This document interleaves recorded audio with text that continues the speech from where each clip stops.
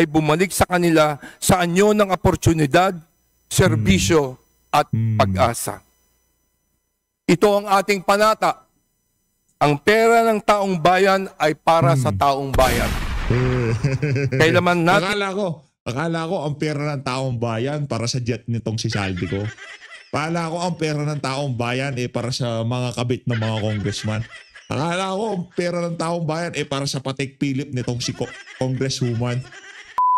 Naku, napaka-trying hard nitong si Speaker Boji D. Dito sa video na to, pag-usapan din ho natin ang naging press con nitong si Auntie Claire kaninang umaga dyan sa Malacanang Press Cartel. At itong si Azurin, muntik na ho siyang mabatukan ng tagapagsalita ng ICI kaugnay doon sa kanyang mga tinuran na hindi pa daw ho ma-identify ng komisyon kung sino ang mga kakasuhan dito sa napakatinding iskandalo ng flood control sa ating bansa. Pero bago ho yan mga kababayan, kung bago lang ho kayo sa PH Update, isang like at isang subscribe. Masaya na ho tayo dyan, at sa mga gusto sumali sa ating community, yung join button nandyan lang ho sa baba. Umpisahan ho natin ang ating talakayan dito sa naging talumpati nitong si Boji D. Naku, magliliparan na siguro ngayong gabi ha. Yung mga congressman kasi ho, tapos na trabaho nila. Sino ba maiiwan? Yung mga mag-uusap-usap sa vice cam. Meron pa ho kasing bycam, ika nga. Yung mag-uusap-usap pa yung mga taga-Senado, taga dyan sa House of Representatives. Pero yung ibang mga congressman dyan, magliliparan na ho. Ika nga, magpapasyal-pasyal na ho sila. Kaya ho nila minadali ang pagpasa sa budget dahil sayang na nga naman yung mga yung mga trip nila sa mga kabit nila. Diba, yung mga pinangakuan nilang kabit na dadalhin sa Europa, dadalhin sa Amerika, o di naman ho kaya dadalhin sa Japan o kung saang bansa man nila mapili dahil napakarami hong pera ng mga yan. Ito na, Speaker Boji D. Game. To our distinguished guests, Nako. lalo na sa ating mga kababayan, mga kagalang-galang na kasama sa mula sa kapulungan ng kinatawan ng Pilipinas, Yan.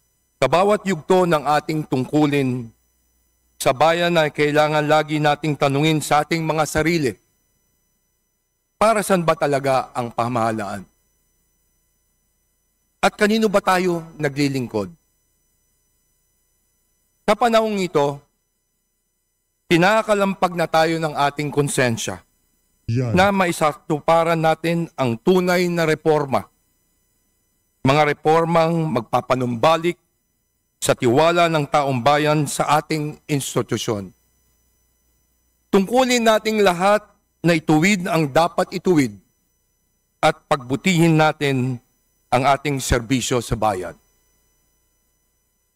Ang sagradong mandato ng pamahalaan ay ang makataruan. Hindi, parang nakukulangan ako eh. Hindi yung gusto ko yung emosyon. Yung tipong galit na kagaya kay Tamba, yung meron pang hand gesture. Gamitin mo kasi yung mga teleprompter dyan. Ano pa, napakamahal na mga gamit nyo dyan, tapos hahawak ka ng papel, tapos babasahin mo. Yung mga teleprompter, tapos lagyan mo ng konting, yung diin ng kamay, yung pag-ganon-ganon ni Tamba, namimiss na namin yun. Yung kaangasan ni Tamba, ibalik mo. Napakawalang kwenta naman itong speaker na to, pabasa-basa. Gamitin mo yung teleprompter, hindi naman linagay yan dyan para pang display. Ilinagay yan dyan para pagka nagsasalita ang speaker, pagka magsusona ang bangag na presidente, nandyan yan, ika nga pa ganyan-ganyan. Akala mo talagang tinitignan niya yung kanyang mga kausap, pero ang totoo, binabasa niya lamang ang kanyang talumpati. Gamitin mo yung teleprompter, Brad. Pangit tignan, nasagwa para kang majority leader dyan.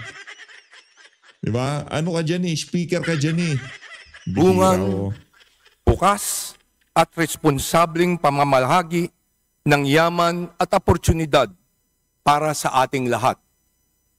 Iyan ang dahilan na kung bakit tayo naririto. Yan ang diwa ng Kongreso. Tiyakin na ang bawat piso na galing sa buwis ng ating mga kababayan ay ginagamit ng tama at makarating sa tunay na nangangailangan. Alam natin na binabantayan tayo ng buong sambayanan. Yan. Tama lang po ito. Sapagkat ang pinag-uusapan natin ay ang pera ng bayan at tiwala ng ating mga mamamayan. Tungkulin nating ipakita na ang Kamara ay isang tahanang ng may tunay na malasakit at may tapat na paglilingkod. Parang mali naman yan. Ang Kamara ay tahanan ng mga magnanakaw na politiko. Ang Kamara ay tahanan ng mga individual na napakaraming mga kabit. 'Di ba? Ang Kamara ay tahanan ng mga individual na hindi makontento sa pera. Ang Kamara ay tahanan ng mga hindi na nabubusog sa mga pera, 'di ba? 'Di ba?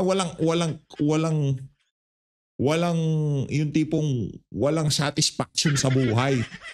Anak ng toka, yan ang Kamara. Ang Kamara ay lugar ng mga politikong merong pagkakamahal na mga relo. Ang Kamara ay tahanan ng mga politiko na merong private jet, merong mga Bell helicopter, merong mga Patek Philippe. Yan ang tahanan ng mga ang House of Representatives ay tahanan ng mga magnanakaw.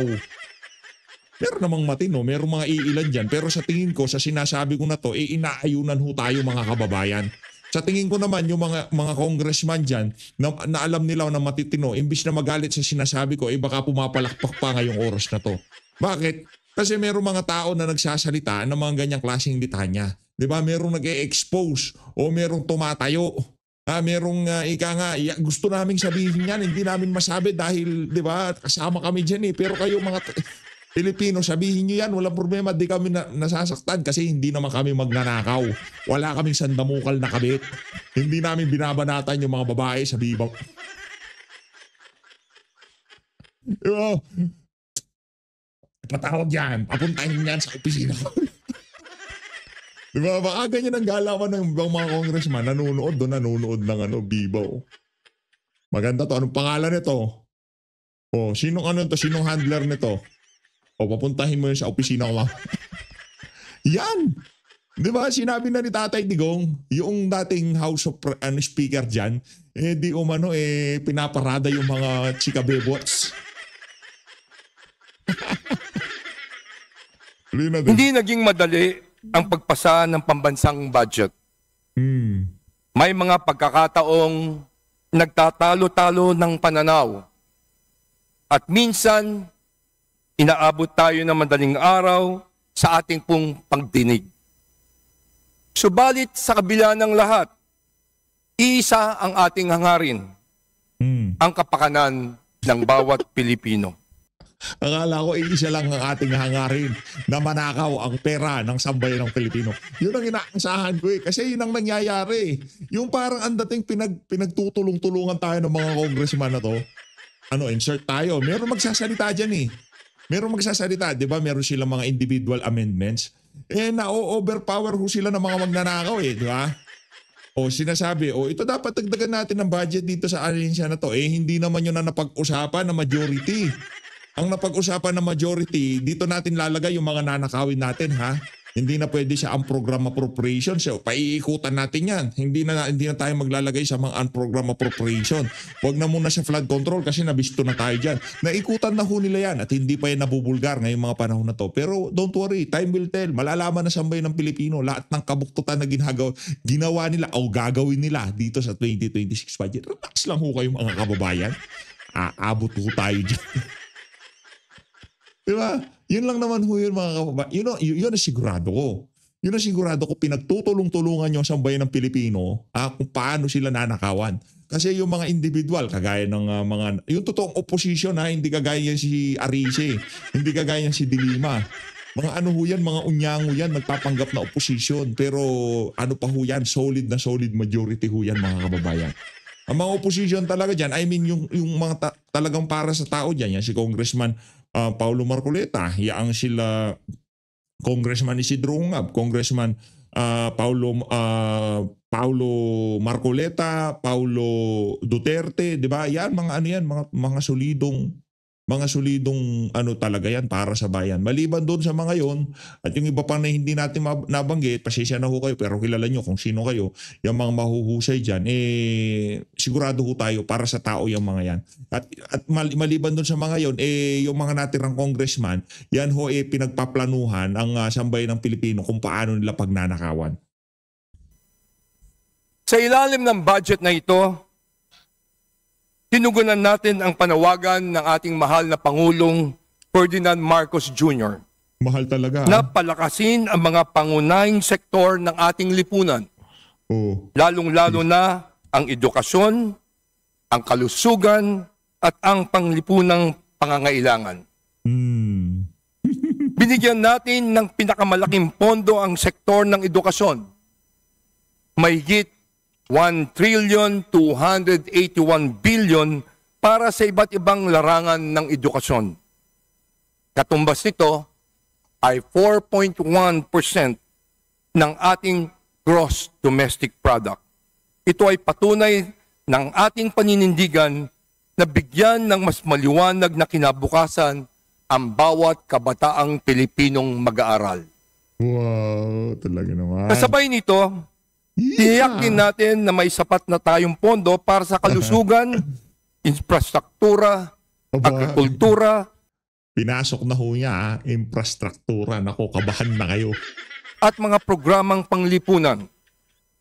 Ang bawat proyekto ay sinuri upang masiguro na mapupunta ito sa mga lugar at sektor na higit na mga nangangailangan. Sa ating unang pagpupulong ng Legislative Executive Development Advisory Council o LEDAC noong September 30, itinakda natin ang 44 na panukalang batas na magtutulak ng reforma at pag-unlad sa ating bansa. Kabilang dito ang mga panukalang Rice, Industry and Consumer Power Act, ang Disaster Risk Financing and Insurance Framework, ang Coconut Farmers and Industry Trust Fund Amendments, at ang Pantawid Pamilyang Pilipino Program Act. Kasama rin sa mga ito ang Department of Water Resources Bill, ang Waste to Energy Bill, ang National Land Use Bill, ang Blue Economy Bill, at ang pag-amyenda ng Bank Secrecy Law at IPIRA Law. Lahat ng ito ay bahagi ng ating pangarap na maitaguyod ang isang matatag na ekonomiya, bukas para sa lahat at handang sumabay sa pagbabago ng panahon. Yan. Mga minamahal kong kasama, maaaring hindi perpekto ang ating budget. Oh. Ngunit ito ay malinaw na simula ng bagong hamon sa ating paglilingkod.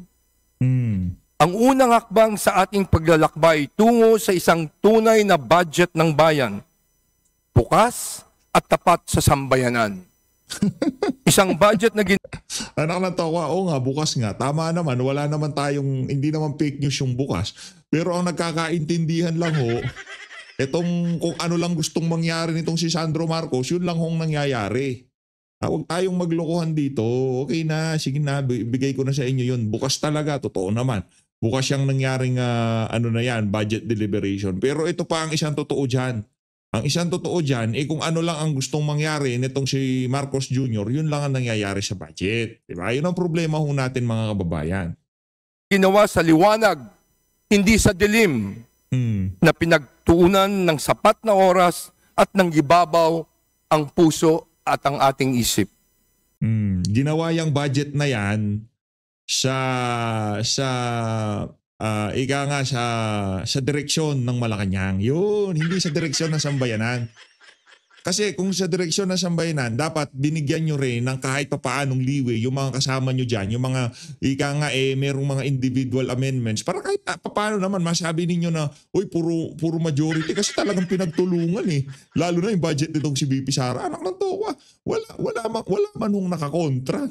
Nagpadala naman pala ng representante itong si BP dyan sa House of Representatives. Ba't ano tatanong nyo sa kanya?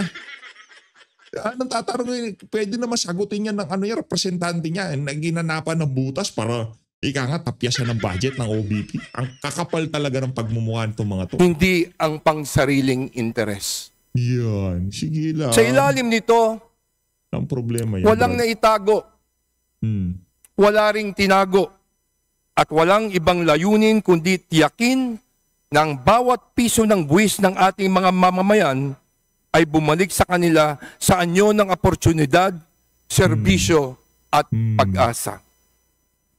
Ito ang ating panata. Ang pera ng taong bayan ay para sa taong bayan. Kailanman natin... Akala ko ang pera ng taong bayan para sa jet nitong si Saldi ko. Akala ko ang pera ng taong bayan para sa mga kabit ng mga congressman. Akala ko ang pera ng taong bayan para sa Patek Philip nitong si congresswoman. Diba? Akala ko yung pera ng sambayanan para sa ano? Para sa ayuda, para makatakbo ng presidente yung isang congressman dyan. Akala ko yung ibig sabihin nun. Sorry, mali pala. Siguraduhin na ang pondong itong ginagamit ay tapat, may malasakit, at ipinagkakatiwala sa kamay ng may pananagutan. Ang pagpasa ng budget ng bayan ay simula lamang ng ating mas malaking tungkulin. Ang tunay na pagsubok ay hindi lamang nasusukat sa plenaryo, kundi sa pagpapatupad kung paano natin magagawa itong tapat, may pananagutan at may integridad. Bantayan pa rin natin ang bawat pisong pinagpaguran ng ating mga mamamayan upang ito'y tunay ng papakinabangan ng ating bayan. Sa ganitong paraan, mapapatunayan natin ang pinagsisikapang nating ibalik ang tiwala ng taong bayan sa pamamagitan ng sapat na paglilingkod at matuwid na kongreso. Sa puntong ito, nais kong ipabot ang aking pong taus-pusong pasasalamat sa ating majority block sa pinamumunuan ng ating majority floor leader, Sandro Marcos. Palakpakan nyo. Salamat sa inyong pagkakaisa, tiyaga at malasakit sa proseso. Salamat sa inyong pagkakaisa na ika nga kung ano lamang kagustuhan noong nasa Malacanang, yun lamang ang nasunod. Yun, di ba? Yan ang maliwanag. Kung ano lang ang kagustuhan nitong si Marcos Jr., yun lang hong nasunod diyan sa ano na yan. Diyan sa tag dito, yung mga kalokohan nila na yan diyan sa House of Representatives. Sa ating minority block na pinamumunuan naman ni Minority Floor Leader Marcelino Libanan,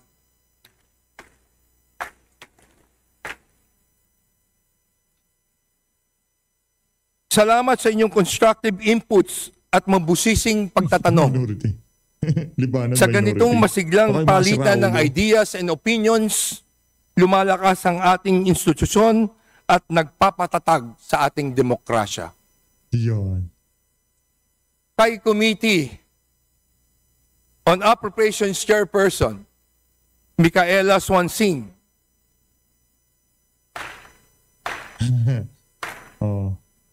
Palakpakan at sa mga miyembro at staff ng komite, maraming salamat sa inyong sipag at pasensya sa proseso ng pagsaayos ng ating budget. Sa wakas, makakatulog na kayo na mahimbing. Hindi. Sa wakas, makakapamasyal na kayo. Yun eh. Sa wakas, makakapasyal na kayo. Sa ating mga sekretariat, mga kawani, sa ating mga gwardya at mga maintenance personnel, maraming salamat din po sa inyo.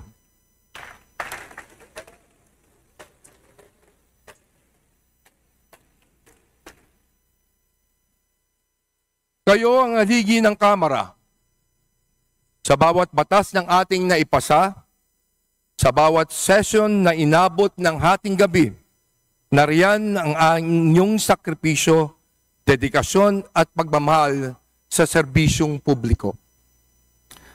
At sa lahat ng mga pumupuna sa ating institusyon, maraming salamat din po sa inyo. Oh. Kayo po ang umuudyok sa amin na ituwid ang lahat ng ating gawain at iayos ang mga plano at programa para sa ating kababayan. Kung mayroon pa po kung meron pa po kaming pagkukulang, Yan. sige lang po. Nandito lang po kami. Handa po kami makinig sa inyo. We'll never stop listening. Palaging bukas ang Kongreso para sa inyo. Yung sinasabi ko, dapat laging bukas. Huwag niyong isaasara kasi pagka sinara niyo yan, malaki ang problema niyo. Diba? Pagka sinara niyo yan, bubuksan namin. Pambira ka, Boji. Ano ho ito mga kababayan? Lokohan ho ito. Baka akala nyo, baka akala nyo, tawag dito, lahat ng sinasabi nito si Boji nanggagaling sa puso yan. Kasi nungalingan ho yan.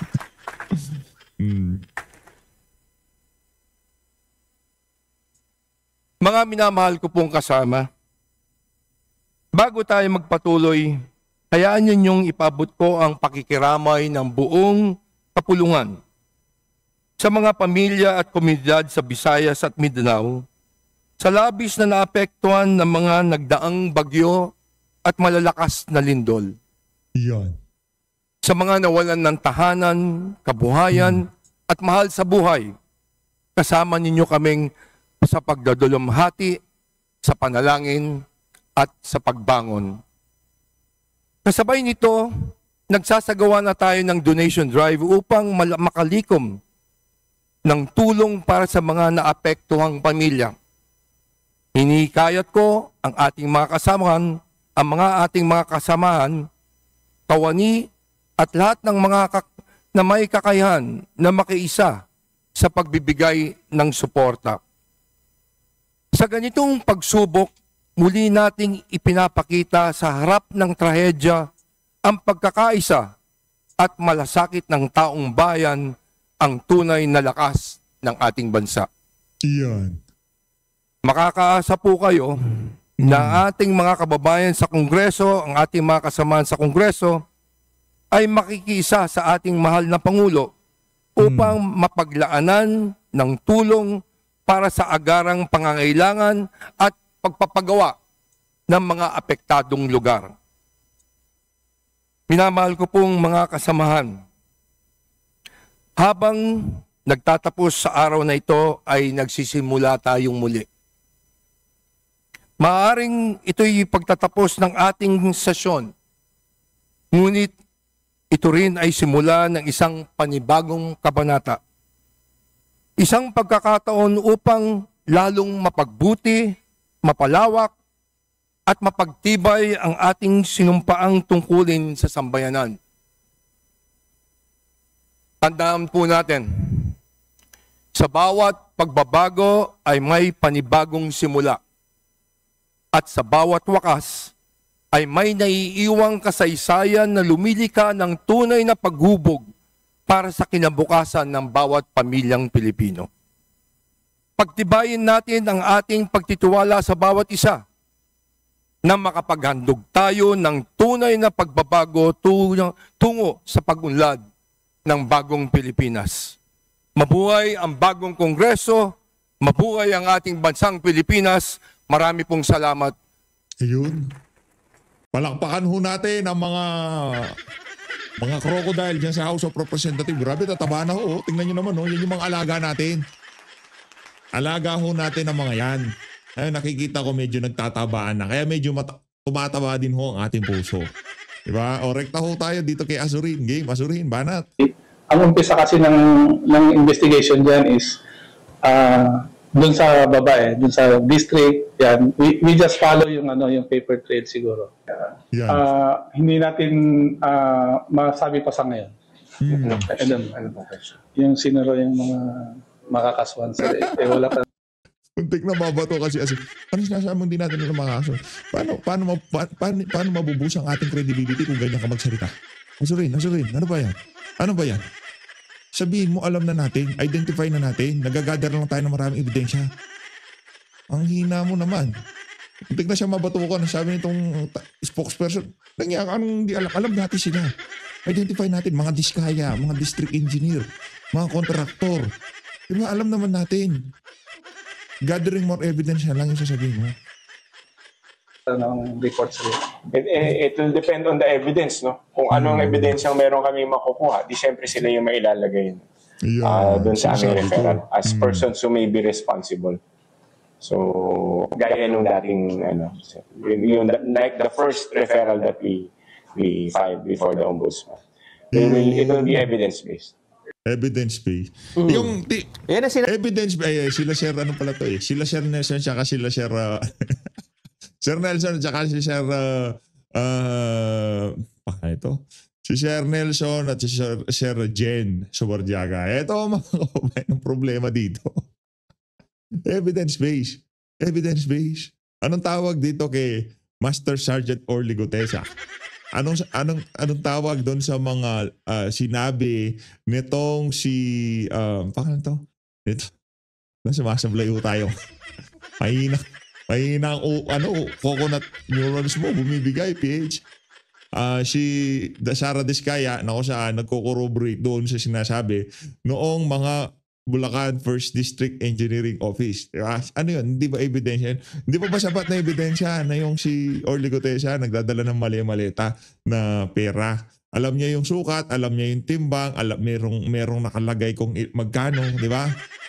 Nakamat bilang baso. Hindi pa ba sapat yun? No? Sige, pakinggan natin to sila Sir Jen at ni Sir Nurse. Sinasabi natin, Jen, na problema kapag ayaw nyong i-live stream ang inyong investigasyon. Di ba? So kung sila pala tatanungin, parang wala pang personalidad. Yes. Wala pa silang ebidensyang nakukuha. Paano nga kayo magkakaroon ng ebidensya? Tinago nyo yung hearing ninyo. Halimbawa, Jen. Ito lang. Ang advantage ng open ang hearing. Dinidiscuss sila. Ito po ang ganyan-ganyan. O anong ebidensya mo dyan? Meron po ako, kaya lang nakakalimutan ko na yung ganito-ganyan eh. Kung nanonood ang tao dyan, at yung isang nakakapanood doon, alam yung, nandun ako. Nung nagangyayari yan. Nang maganap ang krimen, nandun ako? Oo, nandun ako. Kitang-kita ko yan, yung sinasabi na yan. Hindi ko naman alam na yung palang mga maletang hinahakot doon, may pera pala yun. Nako po. Akala ko kasi nagkataon, nandun ako. Sapagkat palihim, hindi ho kayo matulungan ng mga mamamayan. Ano bang tinatago nyo, di ba? Tapos ngayon sasabihin nyo, wala pa kaming nakikita. Kasi kayo-kayo lang. Di ba? Wala pa raw matukoy ng mga ebidensya laban sa mga personalidad, Nelson? Yes. Ano ba naman ito? Kaya ang sabi ni General Magalong, ba't hindi nyo ipatawag yung ilang congressman? Ipatawag nyo si Congressman Edwin Garjola. Si Garjola. Ipatawag nyo si Congressman Dong Gonzales. Kilala natin yan. Ipatawag nyo si Ba't nyo ipatawag yung si Garjola? Yung merong masyon sa Amerika. Ito talagang si Congressman Manix Dalipe. Ayan. Ipatawag nyo si Congressman Manix ata na parang natalo eh. Oo, pero siguro nung ginagawa yung budget. Dati, tama. Kasi sa majority leader dati. Ipatawag nyo si Congressman Jojo Ang. Ipatawag nyo si Congressman JJ Suarez. Jojo. Meron ba Congressman Jojo? Hindi ko kabisado ito ha. Ngayon, parang ngayon ko na narinig meron pang isa, yung Congressman Kimbo, yung babae. Yung Miro, yung Stella. Oo, patawag nyo. At saka yung JJ Suarez. Oo, patawag nyo yan. Yan ang maraming nalalaman, sabi ni Mayor Magalong. Hindi, mabubuting tao doon yung mga yan Kaya lang tama, sila kasi yung lagi magkakasama, no? Hindi, ipatatawag lang naman. Hindi naman sinabing may kasalanan kaagad. Para ipaliwanag.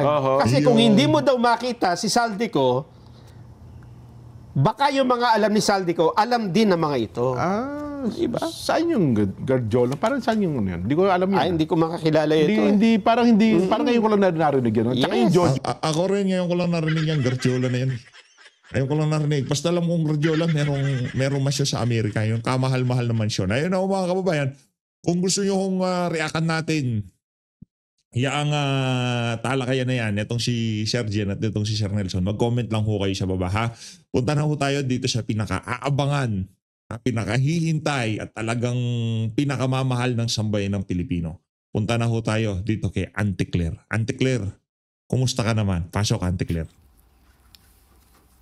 Good afternoon, Yusek. Na-mention po ni Senator Lacson yung retribution plus restitution. Ibig sabihin daw po, ibabalik yung na-kickback ng mga involved sa Ghost Project kapalit ng shorter jail time. Si President daw po can take the lead kung bukas po ba ang Pangulo dito and paano po natin mamimake sure yung assurance na hindi maaabuso? Unang-una po ay meron naman po din kapangyarihan ng Pangulo, yung tinatawag nating executive clemency through a commutation of sentence. At meron din po tayo tinatawag na conditional pardon na dapat ay yung mga requirements ay natupad.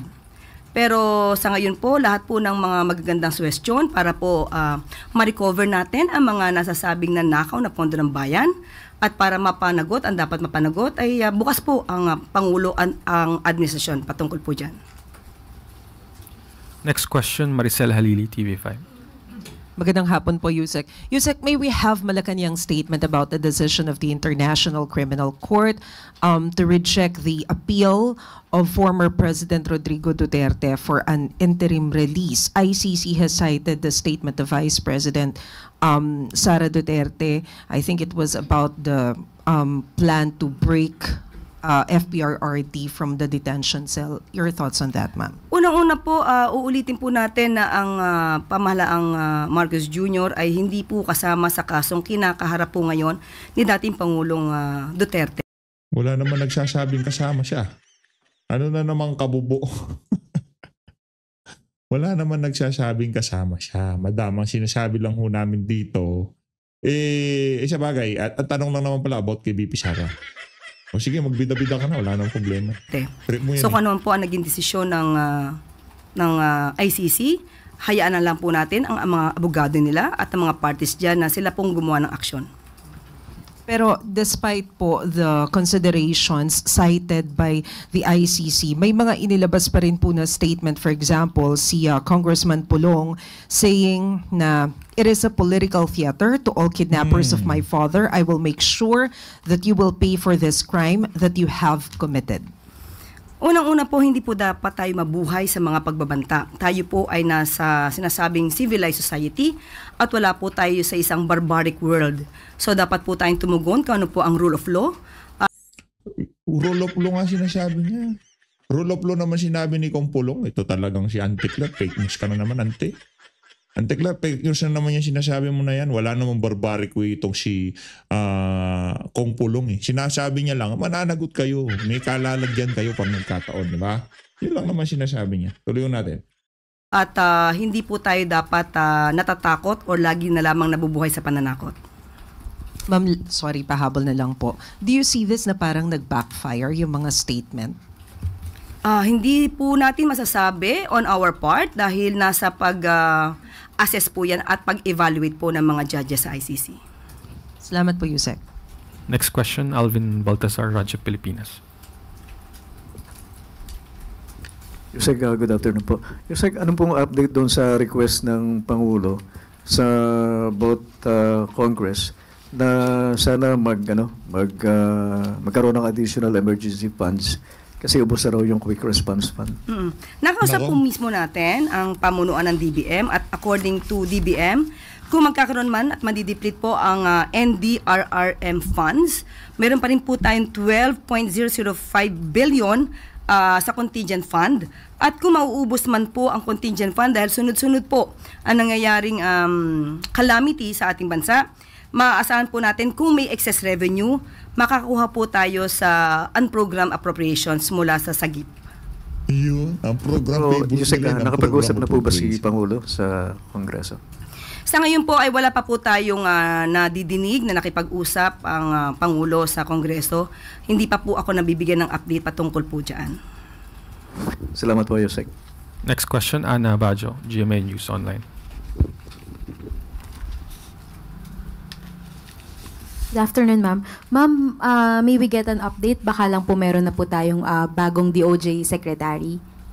Wala pa po sa akin ibinibigay na anumang impormasyon. At kapag meron naman, katulad po nung nangyari nung nakaraan, na ibibigay naman po agad. At kahit wala po tayo dito, ay nagbibigay din po ng update si Secretary Dave Gomez. But ma'am, ano po ba yung mga considerations ni Presidente sa pagpili ng panibagong DOJ Secretary? Ang hina naman. Consideration. Siyempre, alaboying Remulla dapat. Dapat alam niya kung paano ikutan ng batas. Dapat alam niya na pagka merong hinuhuli, huwag nang ibigyan ng mga karapatan. Yung tipong mga karapatan na nasa saligang batas, dapat kayang gawin yun ng kung sino man ang papalikip. Ito naman si ate, tagal-tagal mo na dyan. Ay, alam ko naman pala na ano yan, ika nga. Kung tawagin ho natin yan dito sa PH Update, yan yung mga delivery question. Yan. Pinapa-deliver sa kanila yung ang tawag dito. Merong term akong naiisip sa utak ko yung term na parang para sa susunod. Next time. Nakapag-oath na po kasi si Ombudsman Remulla. Wala pa pong kapalit.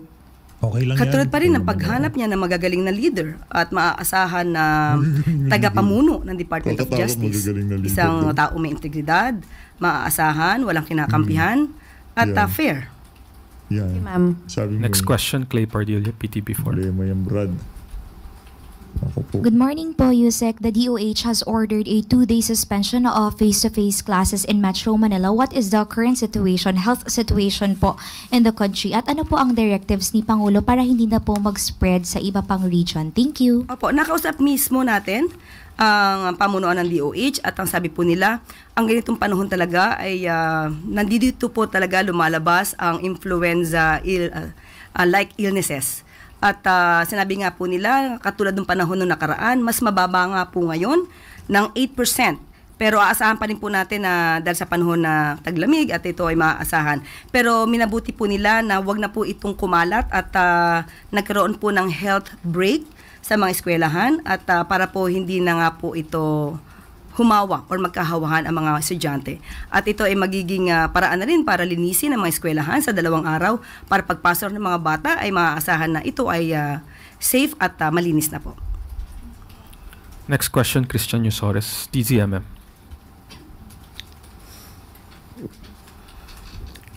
Magandang hapon po, Yusek. How does the Palace view doon po sa plano ni Ombudsman Remulla na maglabas na ng memorandum this week para tanggalin yung restriction sa access ng publiko sa SALN? Kung ano po ang nararapat at kung ano ang sinasabi ng batas at kung ano ang makakabuti para malabanan ang korupsyon, tatalima naman po ang lahat na nasa Executive Department. But is the President ready po to release his SALN kung may magre-request? Lahat po na nasa Executive Department, handa po. Next question, Ivy Reyes, Billionario. Hi, Yusek. Good afternoon. Vice President Sara Duterte said that if she were president, she wouldn't have the former SOJ as the ombudsman. What's the palace's take on this? Nagkataon po, hindi siya po ang presidente. So mahirap po sagutin ang isang pangarap na hindi mangyayari sa ngayon. Pero ang alam po natin, ay, nako. Yan ang problema sa mga statement mo, ante. Di ba? Yung tipong napaka-arrogante nyo kung sumagot. Okay na yun eh. Totoo naman.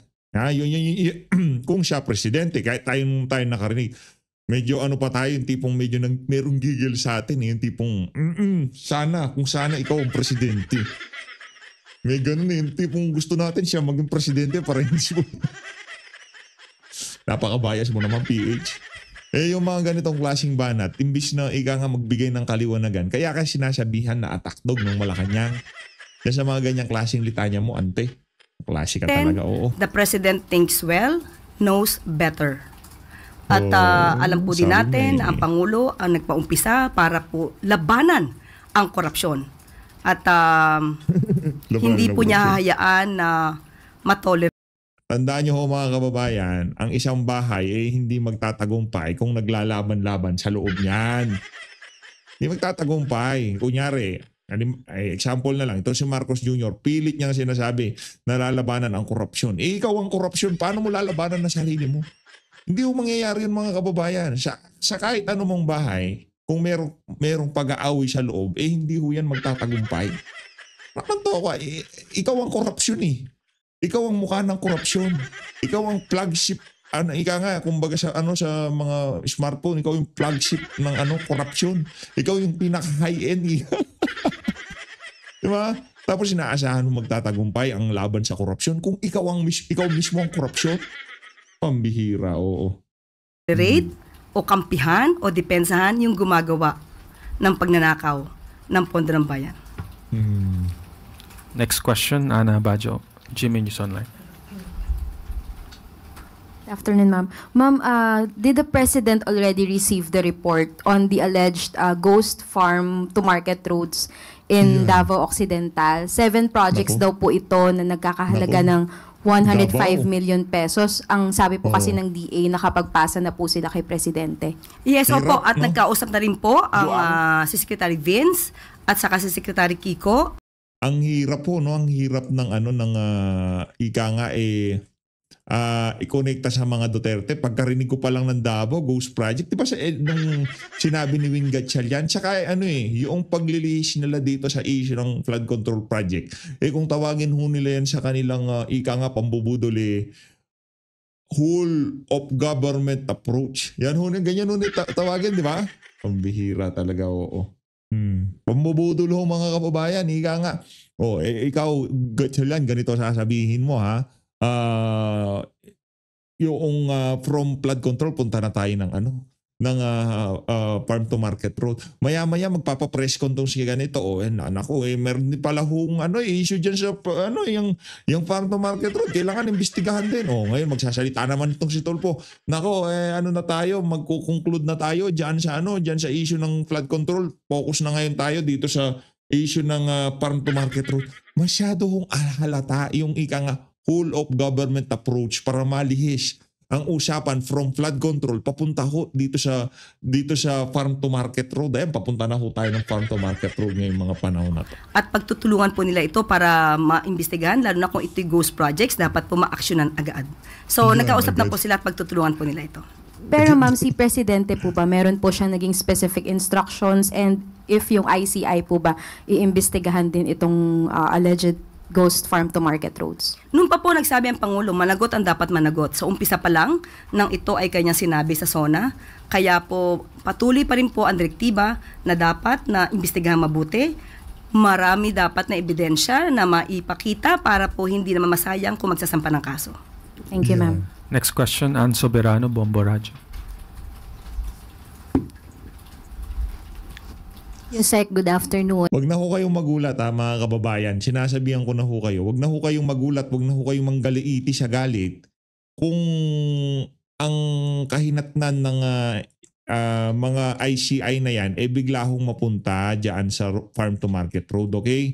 Inuunahan ko na ho kayo dahil yan ho talagang trajectory nitong usapan na to. Hindi ho mabigyan ng kasagutan o ika nga mapakulong yung mga may kasalanan dito sa issue ng flood control scandal na to, okay? Na ngayon pa lang ho magkaliwanagan na tayo kasi baka ika nga kagaya nung kay dating Pangulong Rodrigo Duterte, umaasa tayo na hindi papakulong ni Marcos Jr. Yan si Tatay Digong, natin na million years, natin na 100 years, di ba? O maya-maya, sila pa mismo ang nagbigay kay Tatay Digong sa ICC. Ganyan ho yan, pagka sinabi nila, ang target, flood control, pero hindi naman ho talaga yon ang kanilang tinutumbok. Ang tinutumbok ho nila yung farm to market road. Maigi na magkalinawan tayo. Ngayon pa lang ho kasi dito sa PH Update, tanggap na ho natin yan. Sinasabi ho natin to dito, baka sakali yung mga kasama natin dito sa PH Update, i-flood nila yung kanilang mga social media accounts na alam namin ang plano nyo. Marcos Bangag, alam namin ang plano mo. Gusto mo nang hilihis ang usapan dahil paakyat na sa Malacanang yung issue ng flood control na yan. Mali natin, maya-maya mag-post yan, mga nanonood sa mga kababayan natin na to. Pagka nabasa nila yung statement nitong si Erwin Tulfo, nabasa nila yung statement nitong si Wing Gatchalian, nabasa nila yung statement ng isang politiko na sinasabi papunta na tayo sa farm to market road, papunta na tayong bukid, ayun na. Ang mga grupo pong nanguna sa malawakang protesta sa Luneta noong September 21 ay naghahanda din po para sa mas marami pang kilos protesta upang mapanatili po daw yung public pressure at ipanawagan ang pananagutan kaugnay sa flood control controversy. Sa October 17, magrarally po ang grupong kabataan patungong Mendiola. Sa October 21 naman, mga magsasaka po magrarally sa Liwasang Bonifacio sa Maynila. Papayagan po ba ito ng gobyerno, Yusek, lalo at may naitalang kaguluhan noong September 21? Also, reaction lang din po ng Palasyo kay Representative Kiko Barzaga sa mga pahayag niya na tila nananawagan ng pag-aaklas. Una-una po sa dalawang katanungan, masasabi lang po natin, ang Pangulo po ay abala. Nakita niyo po kung paano niyo po tinugunan ang mga pangangailangan ng mga taong nasalanta. At ngayon ay apektado ng lindol at Wala kaming nakikita, madam, sa mga sinasabi mong abalang Pangulo. Matagal na namin di nakikita, Presidente. Ano ang pinagkakabalahan niya? mga baha. Sinungaling na naman. At kung ito po ay naaayon naman ang kanilang pagpoprotesta ay naaayon sa batas, hindi naman po yan pipigilan ng Pangulo. Pero sana, mas maging abala rin po ang mga kababayan natin, natugunan din po ang mga pangangailangan na iba natin mga kababayan na nasalanta. At mas mabuti po na magkaisa tayo sa pakikipagtulungan upang umangat ang ating bansa. Yun po kay Kiko Barsaga, ma'am. May mensahe po ba? May nakikita po bang ang Malacanang na pananagutan sa mambabatas? Lalo po at ang mga pahayag niya ay parang naghihikayat ng pag-aaklas. Ang tangi lamang pong hiling ng Pangulo ay kung kayo magpaprotesta, dapat naaayon sa batas. Kung hindi po ito naaayon sa batas at kayo pa'y lumalabag na, dapat po siguro kayong kasuhan. Pero ngayon, muli, sasabihin natin, ang Pangulo ay abala sa pagtatrabaho. At kung ano man po ang pamumulitik. Anong tinatrabaho niya? Nagpapagulong? Nagpapagulong ng bola. Malay ba natin nagbabasketball yan, nagtitennis yan, bola, gumugulong yun. O sumisinghot. Sumisinghot ng pulburon. O sinisinghot niya yung kanyang sipon. Anong pinagkakabalahan niya, madam? Kasi hindi naman ho namin siya nakikita sa aksyon. Ika nga, anong abala-abala. Ang ginagawa ng iba, hindi po yan pinapansin sa ngayon ng Pangulo. Isa na lang. Mariing kinunde na po ng Amerika ang panibagong agresibong aksyon ng China laban sa mga barko ng Pilipinas sa bahagi ng West Philippines. Nakakadiri ho yung mga tanong nitong Malacanang press cartel na to. Napakabasura, mga walang kwenta ho mga kababayan. Napakarami nating mga importanteng issue ngayong araw na to, ngayong mga panahon na to. Ito yung mga pinagtatanong nila dito kay Auntie Claire. Sa bagay, isa naman yan sa mga nila, isa yan sa mga talagang mission nila dyan. Mapalabas sa mga manunood na yan ang katanungan na sambayanan. Yan tinatanong ng mga media na yan. Pero hindi yan ang gustong malaman. Ang gustong malaman ng ating mga kababayan kung sino nga ba ang makukulong dito sa napakalaking iskandalo na to. Dito sa flood control scandal na to. Maraming salamat po mga kababayan. Mag-ingat po kayong lahat. Muli, mahal natin ng Pilipinas. Kita-kita ulit tayo sa susunod na reaction video. Maraming salamat.